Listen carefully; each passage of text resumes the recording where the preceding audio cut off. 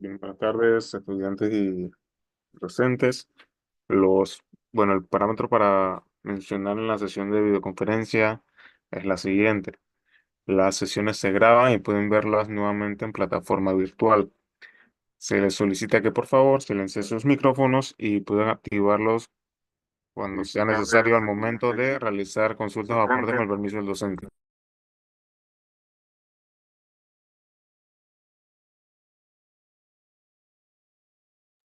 Le pedimos que mantenga su cámara activa y de no poder hacerlo, enviar su excusa por el chat de Zoom. De lo contrario, será retirado de la sesión y le serán restados puntos en la heterovaloración del docente. Mi rol como moderador es facilitar y apoyar en la parte técnica. Las consultas pueden hacerlas de manera personal o en el chat general. Les exhorto a tener bolígrafo y papel para realizar sus anotaciones y aprovechar al máximo estas sesiones. La sesión tiene un tiempo de duración de 120 minutos. Gracias. Ok, voy a esperar 5 minutos para ver si entra otro estudiante más.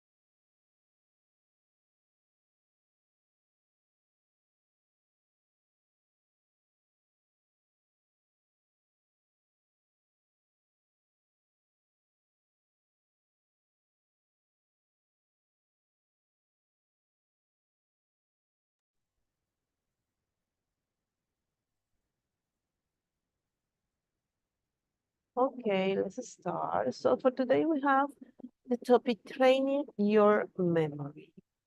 So the memory has been divided in 3 parts: the sensory memory, the short-term memory, and the long-term memory. So the sensory memory is pretty unless if we pay attention to it. And short-term memory serve as a temporary holding time for things that we do pay some attention to, but this memory has limited stores, limited capacity. That's the reason that it's called limited on capacity. So we have to have a long-term memory for those information that we can last forever.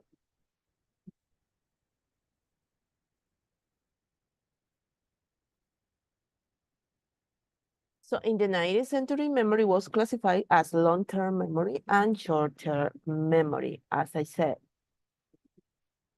So sensory memory, the sense has limited ability to store information about the world without processing it for less than a second. For example, vision has iconic memory for visual stimuli like shape, size, color, and location, but does not give this meaning. So that's the reason that we always forget. So we have the short-term memory. Our short-term memory is where most information processing takes place. It is where we try to give meaning to what we see and what we hear, converting this information into something significant, filling the blank with elements from long-term memory. At this stage, information is held for 15 to 30 seconds, more than enough for it is to be reused.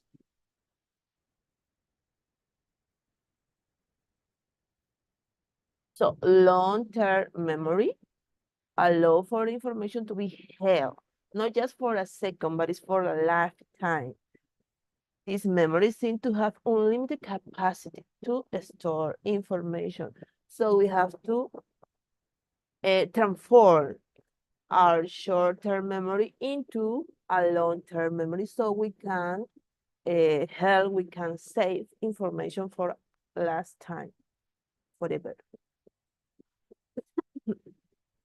Okay, let's see a video about we have said so far.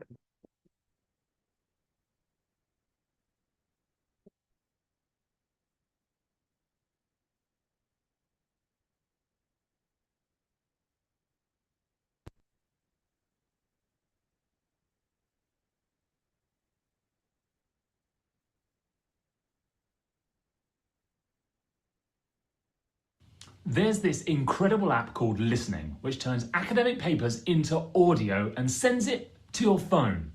So you can listen in your spare time.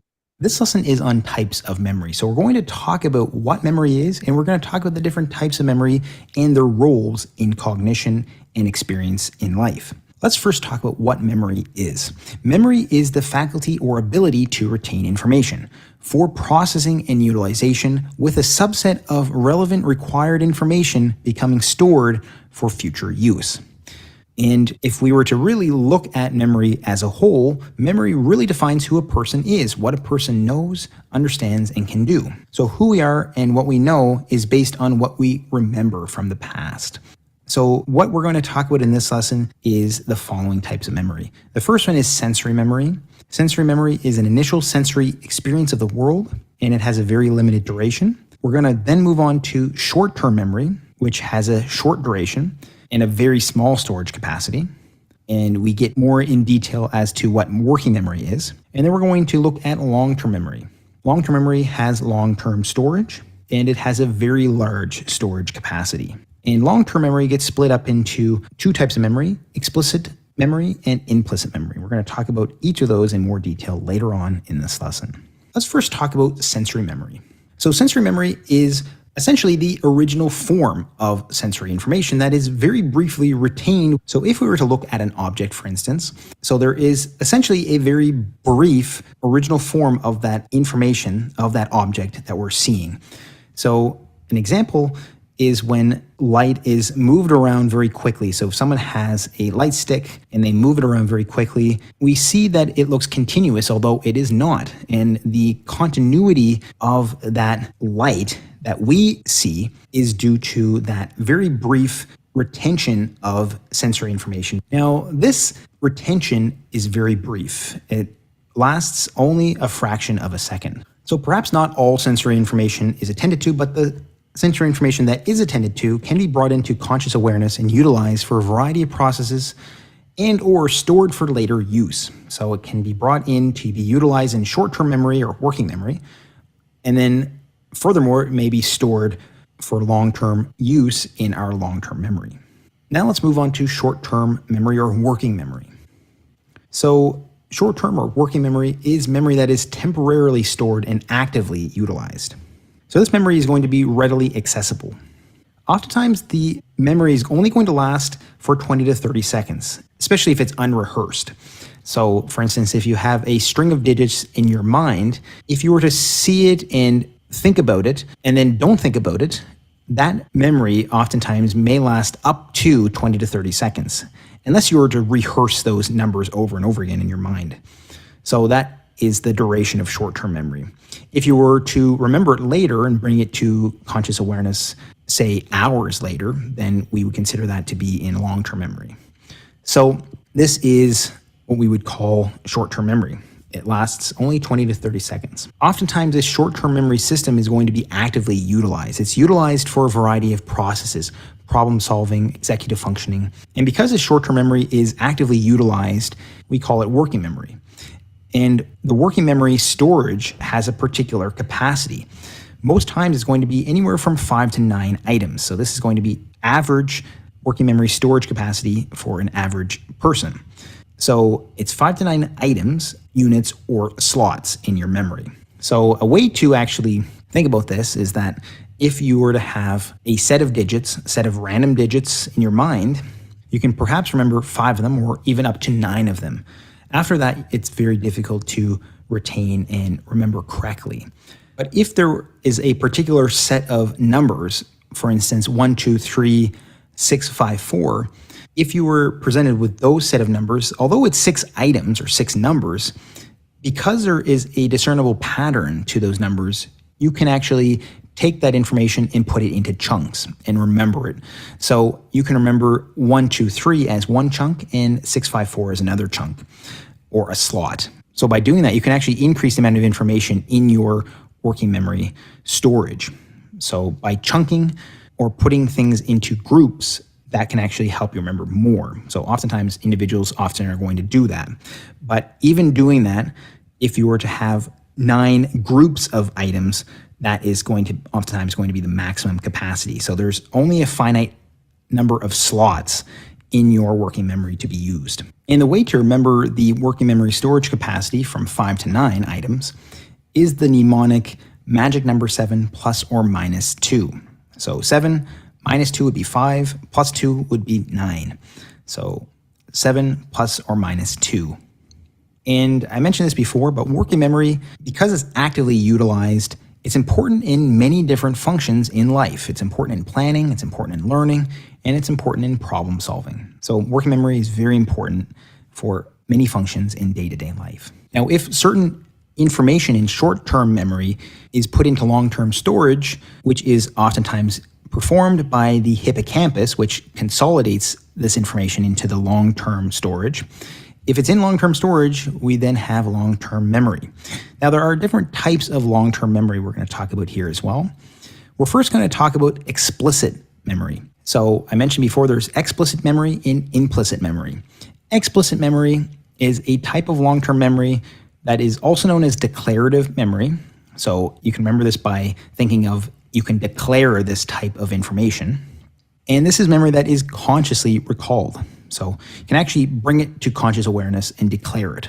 There are actually 2 types of explicit memory. There's something called semantic memory, and there is another type called episodic memory. So let's first talk about semantic memory. Semantic memory is memory regarding facts and knowledge. It's oftentimes going to be discrete pieces of information. And some examples of semantic memory include capital cities, dates, and historical facts. So if someone's able to state the capital of Poland, then that is semantic memory. That is memory of a fact. And that would be considered explicit memory. That's declarative or explicit memory. Now, with regards to episodic memory is autobiographical memory. So this type of memory is memories of personal experiences. It's associated with emotions.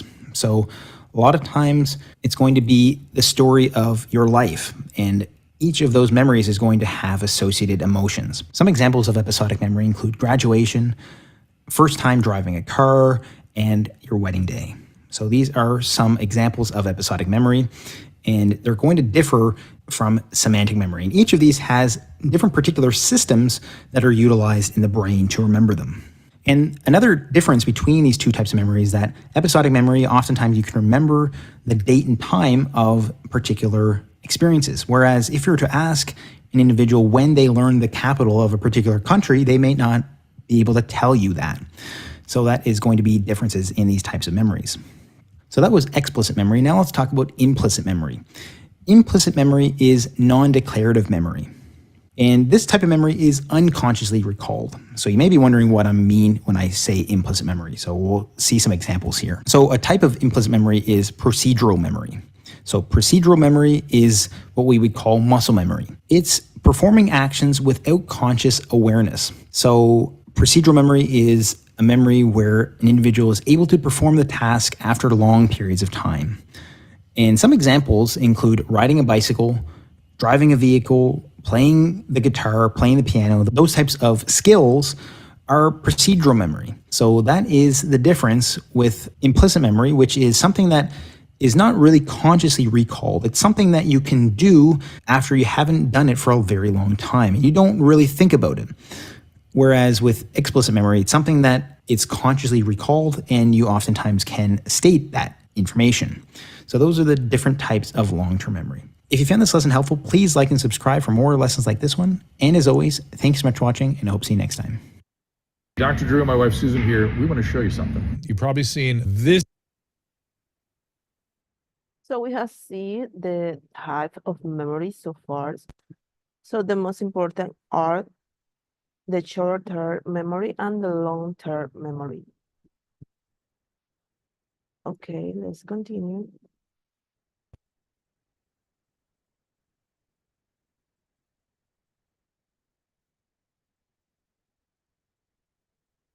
So the long-term memory allows us for information to be held, not just for a second, like the short-term memory.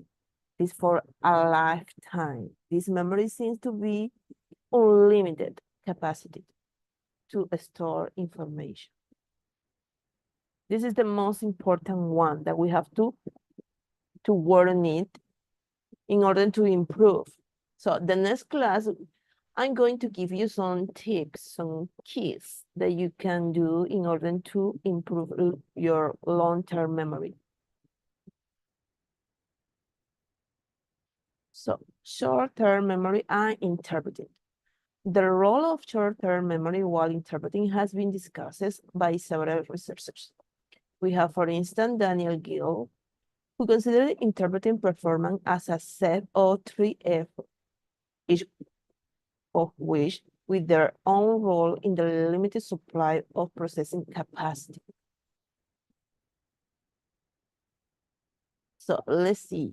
The listening and analyze effort concerning all comprehension activities such as analysis of the acoustic characteristics of sounds, the recognition of certain sequence of sounds, and the interpretation of the meaning of words and sentences. Production effort. The production part in interpreting involves all operation from the mental representation of the message to its delivery. And the number 3, short-term memory effort, concerning all operations that occur continuously while interpreting. Short-term memory operations are necessary due to the delay between the moment the speech is made and the moment it is analyzed. Furthermore, short-term memory also have a role between the moment the sound, the speech are analyzed and converted into ideas in the time the speech is produced. This effort may be intensified due to situational problem or specific linguistic factors. For instance, the speaker accent may be hard to understand, the speech may not be clear, or the information presented may be dense.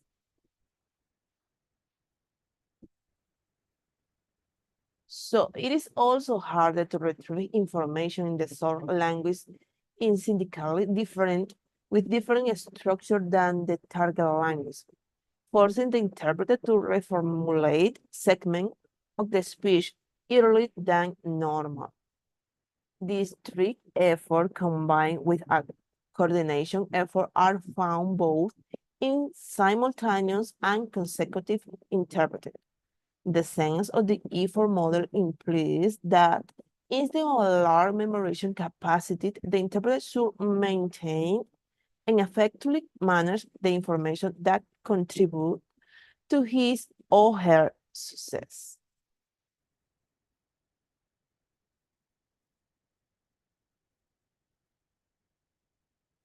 So it is really important for interpreter to improve the short-term memory and the long-term memory because we use all the time in order to make a good job when we are interpreting.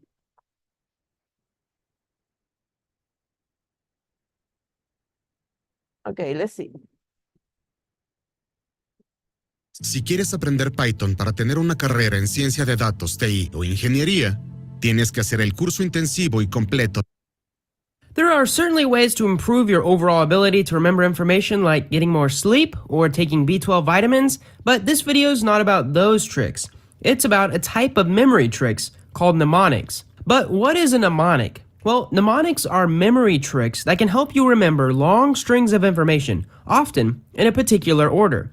Mnemonic devices have helped people achieve phenomenal feats in the world of memory, from memorizing 40,000 digits of pi to knowing the order of a whole deck of cards. You can use them to help you remember phone numbers, create a more secure password, or maybe one day break a world record. So let's start off with chunking. If you've watched my video explaining short-term memory, you have already heard a little bit about this mnemonic device. See, short-term memory storage can only hold 5 to 9 items of information at a time, but this storage can also hold up to 4 chunks of information. The process of chunking information is explained in the name. If you're given multiple pieces of information to memorize, chunk it up into groups. Now, the groups could be based on the position in which you learn the information, similarities between the pieces of information that you need to memorize, or anything that helps you remember the information. One common example of chunking is the way that we memorize phone numbers. We split the 10 numbers into 3 chunks. First, the 3-digit area code, then the next 3 digits of the actual number, and then the last 4 digits of the number. Even if you can't normally remember 10 numbers in sequential order, you are likely to remember 3 chunks of information. Number 2 is an acronym. Now, an acronym is a simple abbreviation for a list of information that makes the phrase ordering easier to remember. So think back to your grade school days. Do you remember what PEMDAS means? Go back to even further, preschool. What does Roy G. Biv stand for? These are examples of acronyms. See, it's not easy to remember parentheses, exponents, multiplication, division, addition, and subtraction in order on a math test when you first learned it. But PEMDAS is just one word. 10 years after your last math class, PEMDAS is likely to stick. That's the beauty of an acronym. It's a single word, or maybe a phrase or a title, but it reveals a lot of information that you otherwise would not have been able to remember in the correct order. Let's move on to number 3. Some people don't remember PEMDAS. They remember it as, please excuse my dear Aunt Sally. If you were taught this trick to remember how to solve math problems, you weren't using an acronym. You were using something called an acrostic to help you remember information in an important order. An acrostic is when you turn an acronym into a sentence to increase the likelihood of recalling it by giving it just a bit more meaning. Take a moment to think of some other examples of acrostics. Every good boy does fine is probably familiar to people who took an elementary school music class. My very educated mother just served us 9 pizzas is also a great way to remember the order of the planets in our solar system from the sun. Usually, the sillier and the more unique that they are, the easier they are to remember. Now, this is also a great method in creating a secure password. Try to think of a quote from a movie that you like, one that would be easy to recall. For example, the famous line, "May the Force be with you" from Star Wars. Now, that sentence is likely too long or too easy to be a password, but MTFBWU is a more random password that is easy for you to remember, but more difficult for someone to guess. If you add some numbers and another favorite quote, then the strength greatly increases. Number 4 is a memory palace. Now, you might be familiar with this mnemonic if you've ever watched Sherlock Holmes. Started with the ancient Greeks, a memory palace is a virtual palace in your mind where you associate items to objects in each room. See, most people start with their childhood house or a current house because they're most familiar with it. You go around to each room and you try to pick out 4 to 5 specific objects to remember. These are called your permanent items. And then once you have those memorized and you can easily recall them, for example, let's say the 3rd item in your 2nd room, and you can do that reliably, then you can move on to associating things with each permanent item. Humans have an associative memory, which is why this technique works so well for those who invest in it. If you want to remember the order of a deck of cards, you can do it pretty easily with a memory palace. You just assign each card to an object in your house using association, and then you should be able to recall it with ease. But this mnemonic takes a lot of time and practice to develop, and it shouldn't be used for things that are time sensitive. However, it is great for knowing the order of lists that are larger than 10 items. I have a whole video coming out on this soon if you're interested, so go ahead and click that subscribe button if you aren't already. Number 5 is rhyming. Another mnemonic device that seems to work well, especially when we are children, is simply rhyming things. It works great with music too, and it works well with other pieces of information. So, when did Columbus sail the ocean blue? It was in 1492. Another example is the famous I before E except after C, even though there's like 20 exceptions to that rule. Lastly, we have number 6, which is rhythm and music. The last mnemonic I have for you guys is using music or a rhythmic beat. You might not know this, but Twinkle Twinkle Little Star and the ABC song, they have the same notes and rhythm. In fact, music is so great at helping people encode memories. I did this cool little trick on my last vacation. I went down to Florida with my sister a couple months ago, and that's when Drake's Money in the Grave song came out. I listened to that song like 20 to 40 times while I was there, and it was stuck in my head. Then we came back from vacation, and now whenever I listen to that song, I'm always reminded of the beach and the salty, dry air. You can create your own song or reword lyrics to help you memorize something, because rhythm and musical notes work very well when encoding information in your long-term memory storage. One more thing I want to talk about in this video are famous mnemonists. If you're interested in learning more about mnemonics, I recommend that you look into the experts. These professionals are known for their extraordinary memories. One of the most famous mnemonists of all time was simply called S for decades.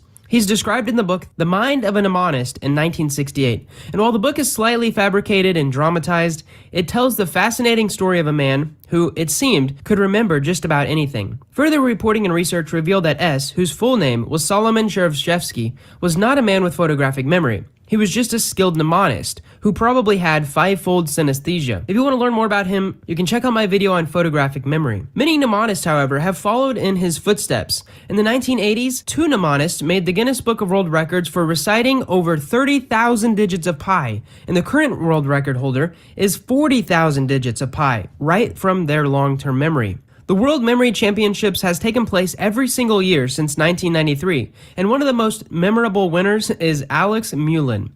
Mullen was the first American to win the World Memory Championships, and he has achieved the highest score in the history of the competition. Ending this video, I want to let you know if you want a baseline of your current short-term and long-term memory, I've actually created the first ever online test for both of them. All you have to do is check that link in the description below, and you can take that quiz for yourself absolutely free.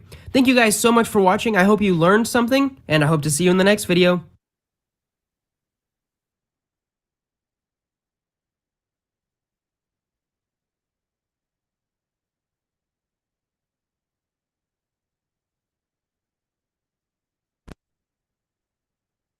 Okay, let's continue.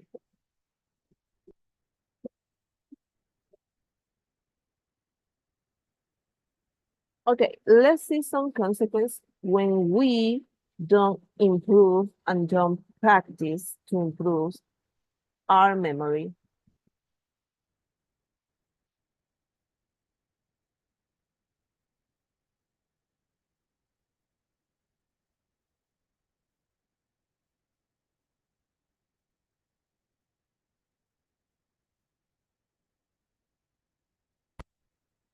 So the same video that you have or you are watching right now are the same video that you have in the platform, so you don't have to see it again.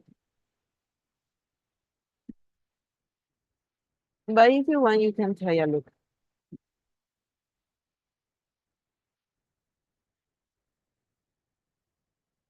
I wish my belly could look like that. Well, it actually can, you know. Yeah, really? I can? In just 7 minutes a day. That's what I do. Short-term memory loss, what it is, what causes it, and how to prevent it. Check this out.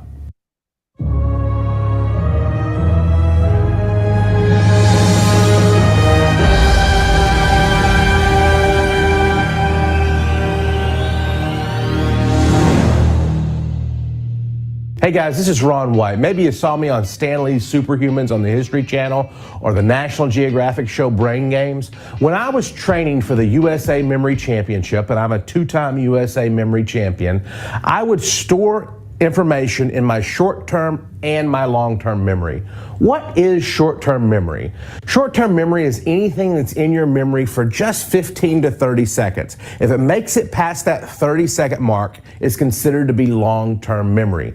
Examples of short-term memory might be temporarily remembering or memorizing a phone number until you have a chance to write it down. You just say it over and over in your brain, 867-5309, and until you have a chance to write it down. Another example of short-term memory is when you're having a conversation with someone and you think of something that you want to say and you hold that in your short-term memory until you are able to fit it into the conversation. A 50-year-old study suggests that the brain can hold on average 7 pieces of information in the short-term memory. More recent and modern studies, though, suggest that this number is closer to 4 pieces of information. Now, a lot of people may get panicked because they have short-term memory loss, but here are some examples of short-term memory loss that are absolutely normal and nothing to worry about. Misplacing common objects like your keys, totally normal. Another example would be not being able to think of the right word. Totally normal. Not being able to remember what you just read or walking into a room and not remembering why you were there are also examples of normal short-term memory loss. Even occasionally calling someone by the wrong name is nothing to really be that worried about. But there are some signs that your memory may be in more serious trouble, and those would include getting seriously lost when you're driving home and you're really close to home, or having a hard time following very simple movie or book plot. Another example of what may be serious short-term memory loss would be something like not being able to remember if you've eaten yet today. Repeatedly asking the same question over and over again, or even personality changes are more examples of more serious short-term memory loss. So that's what short-term memory loss is. Now, what causes short-term memory loss? Sleep apnea is a sleeping disorder where breathing temporarily stops briefly but frequently during the night. You may have sleep apnea if you wake up with a headache, or you have daytime fatigue, or people complain about you snoring. These are signs of sleep apnea. One reason sleep apnea affects the memory is because during the night your brain is briefly deprived of oxygen, and this is going to impact your brain and memory. The type of memory that sleep apnea is going to affect is remembering where you put your keys or trying to remember directions. Another thing that can cause short-term memory loss is a silent stroke. These silent strokes really affect the smaller blood vessels, and in doing that, it's going to affect the amount of oxygen that gets to your brain, and it's going to affect your short-term memory. The third thing that can impact your short-term memory is medications. When I was training and preparing for the USA Memory Championship, I would not take anything like a Tylenol PM or an Advil PM in the weeks or months prior to the tournament because I knew that would cloud my head and affect my short-term memory. Some examples of medications that can really affect your short-term memory are sleeping aids, antihistamines, anti-anxiety medications, painkillers, and even diabetes medication can impact your short-term memory. Number 4, the next thing that can lead to short-term memory loss is a nutritional deficiency, or specifically a lack of B12. A lack of B12 can lead to confusion and even dementia. And number 5, stress, anxiety, and depression can also lead to short-term memory loss. Prolonged stress will lead to depression, and this is really going to impact your ability to remember and function. Think about it. Was there a time in your life when you were really, really stressed? Your memory was probably also really poor during that time. So that's what short-term memory is and what can cause it. Now here's some steps to help you prevent short-term memory loss. The first step is getting a good night's sleep. Studies will suggest 8 hours of sleep is really the optimal amount of sleep that's going to support healthy, normal brain function the next day. Number 2, a good way to combat short-term memory loss is through exercise. Now remember that stress, anxiety, and depression can lead to short-term memory loss. One of the best natural cures to combat stress, anxiety, and depression is exercise. It's also going to get that blood flowing, and that increased blood flow is more oxygen to your brain, and your memory is going to thank you for that. Next, avoid unnecessary medications. In other words, if you're taking pills to sleep, it's much better better to go to sleep because you're exhausted from a good workout or a long day than it is to take medications to help you sleep, because that might cloud your head the next day. So specifically, maybe some supplements that have B12 in them, but just make sure that you're getting all your essential vitamins and nutrients, because that's going to really help your memory. Don't smoke. Tobacco is going to kill your memory. It's terrible for your brain. It's terrible for your body. It's terrible for your memory. Avoid smoking. If you haven't started, don't start. Studies show that men who are heavy drinkers will experience mental decline on average 6 years earlier than those who are light drinkers. So take it easy on the bottle. All right, guys, studies will tell us that the average person can hold 4 to 7 pieces in their short-term memory. I have a technique known as the Mind Palace that will allow me to hold literally hundreds of pieces of information in my short-term memory. The Mind Palace is my favorite memory training technique. I have a free training for you on that, and I show you exactly how to build it the right way and avoid all the common mistakes. So get the training right here on how to build the Mind Palace the right way, or click the link right here for my free gift to help your short-term memory. Think of what I'm saying, and So we have seen how we can lose our short-term memory and how we can improve our short-term memory.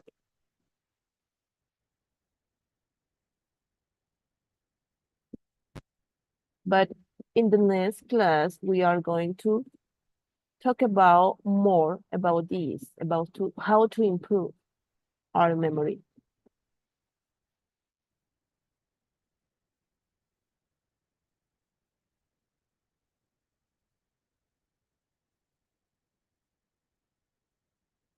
Okay, inadequate short-term memory has negative consequences on which may not be obvious. However, the more obvious consequences of poor short-term memory are related to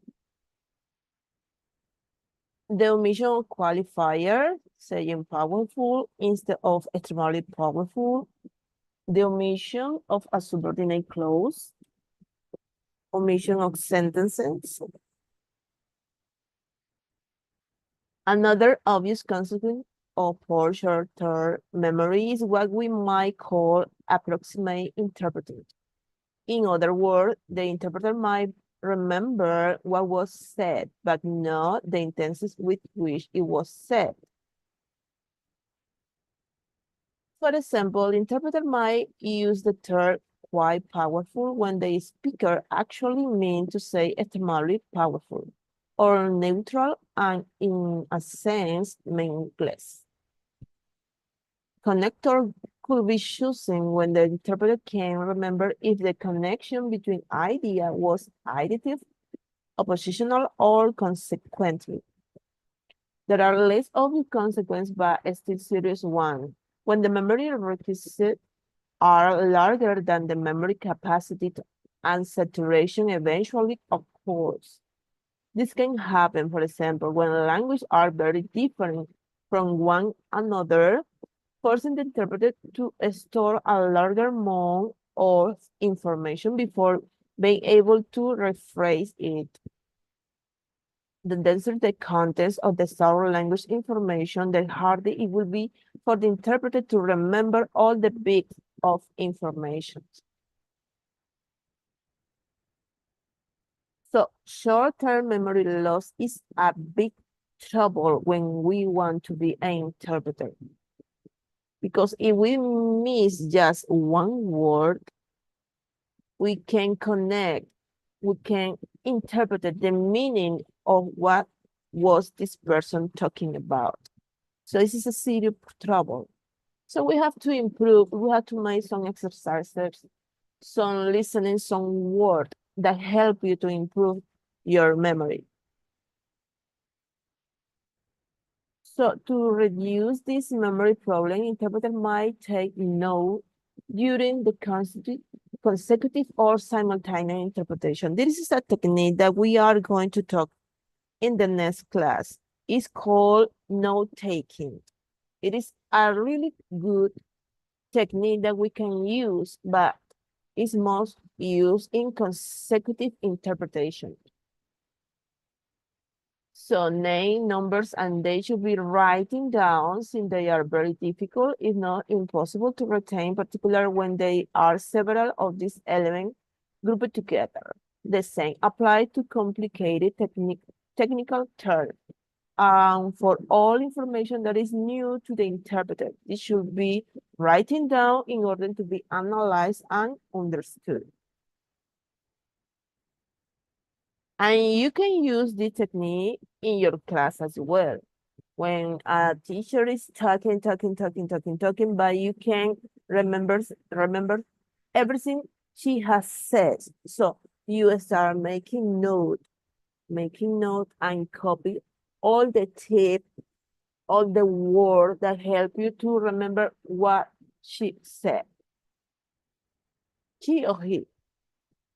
However, the more note the interpreter made, more of his attention is focused upon making note and less on the effort of listening and analyzing, both of which are essential to a good interpretation. So it is important that interpreters improve their short-term memory in all ways possible. Remember that the technique about note-taking, it is not for simultaneous interpretation because they don't have the time to write. But in consecutive interpretation, it is allowed to use note-taking interpretation, not taking note. So let's see some exercises to improve short-term memories. As mentioned, for short-term memory to work properly and effective processing of sound into noun word and afterward into portion of information. So let's see some exercises that help us to improve our short-term memory. Let's see.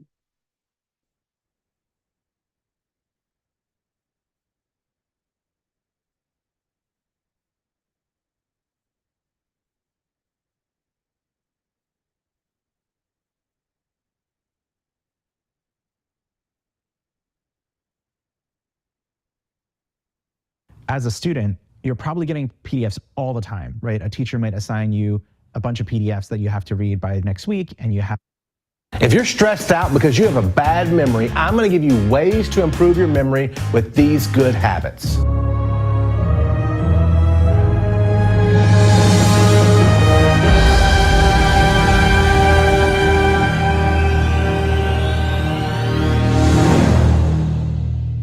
The first way to improve your memory with a good habit is getting enough sleep. You've heard it said a million times, but it's so true.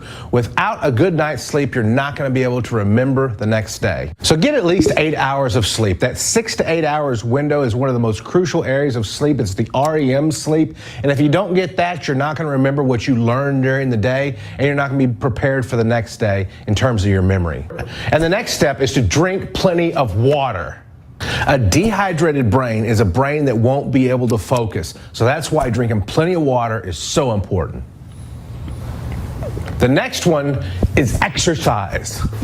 A 2014 Harvard Health letter said that exercise helps the memory in both direct and indirect ways. It helps directly because exercise reduces inflammation, and that helps your brain, and it stimulates the growth of new blood cells in the brain. And indirectly, exercise is going to help your memory because it's going to help you sleep better, and also it's going to help reduce your stress and anxiety, and that's going to really help your memory. Now, salt plays an important part of your memory. A lack of salt is actually going to hurt your memory. In the brain, salt is used as a stimulant to encourage the brain to create new memories. So when salt is restricted, it can actually hurt your short-term memory.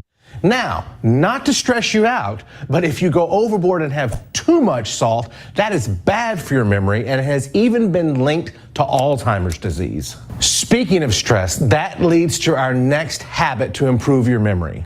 Stress is without question the worst enemy to your memory. Think about a time in your life when you were stressed out or you were going through a stressful period in your life. Your memory was probably horrible. So to reduce your stress, some people meditate, some people just close their eyes and just exhale and clear their mind and have a quiet time. Sometimes in a week before the World Memory Championship, I would get 5 massages just to stay relaxed. Stress is the worst enemy to your memory. Moving on, avoid excessive sugar. The hippocampus is a part of your brain that is very sensitive to sugar. The hippocampus plays an important part in learning, memory, and your long-term memory. It even plays a role in Alzheimer's disease and depression. So avoid excessive sugar for a better memory. All right, the next one is a no-brainer, all right? Pun intended. Avoid excessive alcohol. For scientific reasons only, I have taken alcohol and tried to memorize at the same time. I don't have to tell you the results. You know the results. It's going to hurt your memory in the current short-term memory, but it also has very damaging effects in your long-term memory over time. Avoid excessive alcohol. Now, with that said, our next point is studies have been shown that small amounts of alcohol and maybe having a glass of wine a day is actually good for your memory. So go have some alcohol in moderation to improve your memory, and you can thank me. Now, this next one is important. How many times have you been introduced to somebody and then 6 weeks later you meet them and what do you say? Oh, I am so good with faces. I never forget a face. I just can't think of your name. Why? Because you saw the face, you never saw the name. The mind remembers what it sees. So if you want to start remembering stuff, you have to be able to turn it into a picture and you have to be able to see it. When you hear the number 21, no longer think of the number 21. Think of a deck of cards for the game blackjack.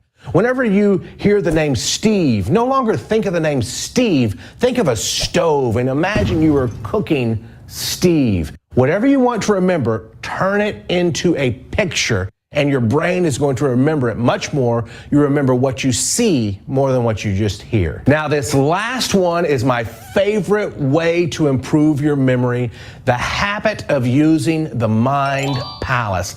The mind palace is essentially when you memorize a map of a house, you stand in the doorway of the room in your house and you count 5 pieces of furniture in that room. 1, 2, 3, 4, 5. You go to the next room and you count 5 pieces of furniture in that room. 6, 7, 8, 9, and 10. You do this in each room of your house until you have 20, 30, 40, or 50 pieces of furniture memorized. Then you take whatever you want to memorize and you imagine it around pieces of furniture in the mind palace. If the first word you want to memorize is a washing machine for George Washington, then you imagine a wash machine on your first piece of furniture. If the second word you want to memorize is the second president, Adams, you see a dam. You turn it into a picture and you see it on the second piece of furniture in your mind palace. The mind palace is without question my favorite way to improve your memory technique. Click the link right here and you get more free training on this mind palace method. So click the link here, enter your email address to get more free training on the mind palace method, or you can click the link below down in the description. So go on, guys, get your free training so that you can memorize anything you want the easy way. So here are some tips that you can do it in order to improve your memories.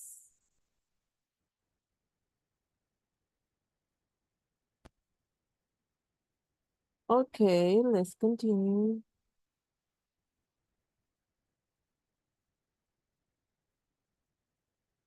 Okay, this is another technique that we can use in order to improve our short-term memory. So it is called shadowing. So it's involved repeating what the speaker says, word for word, in the same language. Let's see an example of it.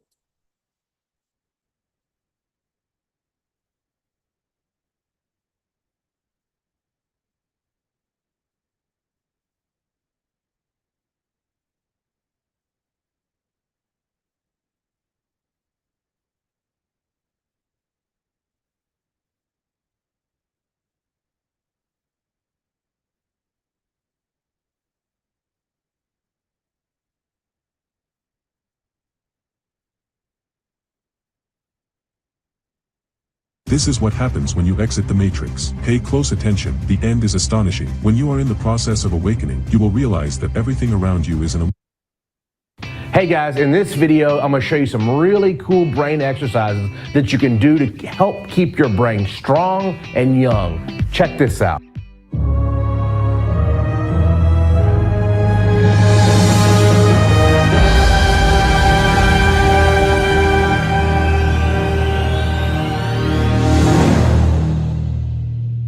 Hey guys, it's Ron White. I'm a two-time USA memory champion. I used to hold the record for the fastest to memorize a deck of cards in the United States. And maybe you saw me on the show Brain Games on the National Geographic Channel. In this video, I'm going to show you some really cool brain exercises that I learned from a book called Keep Your Brain Alive by Lawrence Katz, a PhD, and Manning Rubin. In this book, Lawrence and Manning talk about a term called neurobics. And neurobics is something when you use all of your senses, smelling, sight, taste, touch, and you use it in new and unexpected ways. And these new and unexpected ways wake up your brain and stimulate brain growth. There's a myth going around right now that if you play brain games and you just do the same game over and over and over again, it's going to improve your brain function and your cognitive ability.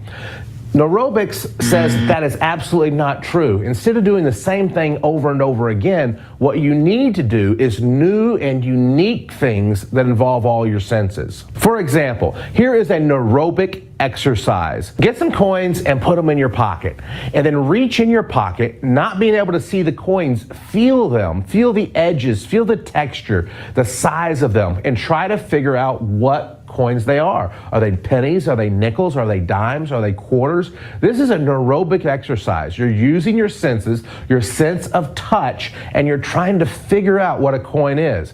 That's a neurobic exercise. It's kind of fun, and see how you do. Another neurobic exercise that's going to challenge your brain is to close your eyes when you walk in your house and walk around your house with your eyes closed, trying to remember where the furniture is. Now do this slowly. I don't want anybody to get hurt, but by closing your eyes and changing up your routine, you're really testing your memory here, and you're making your memory work in ways that it's not used to working, and that's what neurobics is about. Making your brain work in ways that it's not used to working, challenging your brain. That's a real fun neurobic exercise. Here's another neurobic exercise that you can do with your friends. Watch the television, but put it on mute. And then you and your friends invent conversations with the characters talking. You don't know what they're talking because it's on mute, but invent a conversation. That's a neurobic exercise. It's going to stimulate your brain. It's something that you don't hardly ever do, and that is why it is such a great brain exercise. Next, do things that get you out of your normal thinking patterns. For example, if you always read magazines about motorcycles or camping, pick up some magazines about something that you would never normally read about. That's going to stimulate your creativity and get your brain thinking in ways that it normally wouldn't work. You know what I really like to do? And I think we all know some news channels have a bias that lean politically one way or the other way. You know what I often like to do? I like to watch the channels that I know are going to lean the opposite direction than I normally think, because I want to stimulate my creativity and I want to start thinking in ways that I've never thought before. And that is a neurobic exercise. Whenever you're driving in your car, your brain gets on autopilot and you always just, I'm going to go down this way, I'm going to turn here, I'm going to go that way. And that's just getting into a habit, and your brain's almost half asleep whenever you're driving. I once drove through the entire city of Houston, and I didn't realize that I had driven through it until I had driven through it, and I had to turn around and go back because my brain was just on autopilot. When you're driving, take a new route home. This new route home will wake up your brain and engage your brain, and that's a neurobic exercise. Here's one that's really good. Write with your non-dominant hand. Just for a day or 2 days or a week, tell yourself that every time you write, you're going to write with your non-dominant hand. This is going to engage parts of your brain that are normally not engaged. It's also fun. It's fun to see also how your handwriting improves. I was somewhat of a clumsy kid in high school, and I broke my arm twice in 3 years, my right arm. So I was having to write with my non-dominant hand often in high school, and my handwriting actually got pretty neat. Maybe that's why I became the USA Memory Champion 20 years later. All right, another Another neurobic exercise is have somebody get a bunch of spices, 10 or 15 spices, close your eyes, take the lids off and smell each one and see if you can recognize the spices simply by smell. This is going to engage your sense of smell in a new way. And again, new ways of engaging our brain are what neurobic exercises are all about. And involving your senses, touch by touching a coin, smell by smelling spices. Involve all your senses in these neurobic exercises. All right, guys, if you want to get this book, it's on Amazon. It's called. So we have just see how we can improve our short-term memory through our sense. So wake up your sense, wake up your brain, and start doing some exercises.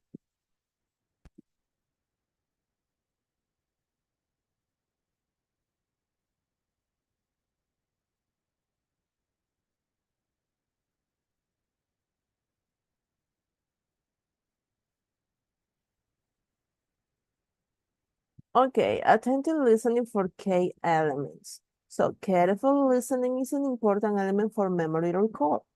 If you have no listening to something careful, it will be impossible to remember a letter.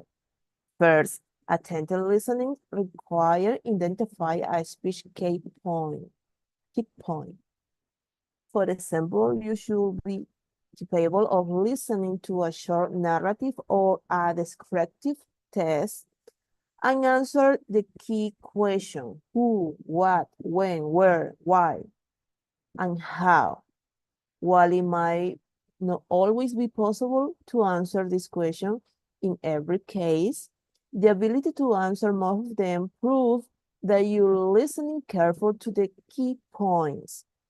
In these exercises, any descriptive or narrative test may be used, and you may record the test if you are practicing alone, or you may ask a college to read it, if working in group as well. So good memory must be developed gradually. This exercise was created bearing this in mind and is based on 50 to 60 words. Speak that involve recalling first the main idea and then during the second or third pass, recalling progressive more detail. First, the interpreter should listen to the text once and identify the main ideas. Hearing the text and second time, the interpreter should be able to add more details to the main idea. By the last pass, the interpreter should be able to recall all the details. That's the reason the interpreter use the note-taking technique in order to remember all the details in the conversation. In this exercise, any descriptive or narrative test may be used, and you may record the test if you are practicing alone, or may ask a colleague to read it if working in group as well. Visualization. Most people are visual learners. They remember things they see better than something they are told it or read on paper. Images remain in our mind much longer than abstract information. For this reason, mnemonic suggests one uses visualization to retain different types of information by creating mental images. So visualization exercises may be complete with oral recall or in some cases by drawing the image involved. In other words, recalling memory does not always have to be done through words. In these exercises, any descriptive or narrative text may be used, and you may record the text if you are practicing alone, or you may ask a colleague to read it in working in group. So these are some assignments that you have in the platform, and you have to develop, okay? Because they are assignment for me. Okay, segmentation. This exercise is based on the concept that it is easy to retain a number or limited chunk with information that just one or two larger dense. So segmentation involves breaking a larger chunk of information into two or more smaller ones. So we have finished already. So remember that you have some assignment about recognition, about segmentation, and visualization in the platform that you have to do it, to develop. Okay, that's all for today. He terminado.